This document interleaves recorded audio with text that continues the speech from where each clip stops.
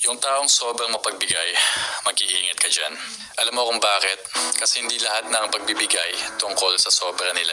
Minsan nagbibigay sila kahit sila mismo kulang na. Kahit sila mismo walang natitira para sa sarili nila. Oras nila, effort nila, pera, pagmamahal, lahat binubuhos nila. At habang ikaw sanay kang tumatanggap, sila unti-unting nauubos. Pero ito ang hindi naiintindihan ng karamihan.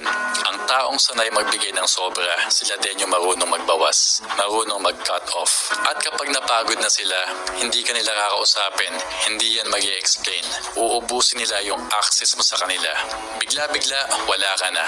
Walang drama, walang second chance. Kaya huwag kang komportable sa pagiging taker.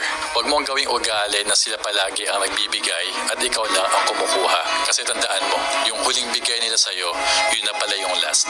At doon mo marirealize, hindi sila mahina, hindi sila tanga. Sila yung malakas kasi natutunan nilang piliin ang sarili nila. Kaya kung may taong mapagbigay sa buhay mo ngayon, alagaan mo, i-appreciate mo, respetuhin mo yung kabutihan nila.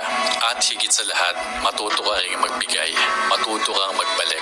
Kasi sa uli, hindi sa dami ng natanggap mo ang sukatan ng relasyon, kundi yung halaga ng naibalik mo. So just remember, kung may taong ganito sa paligid mo, huwag mo silang sayangin.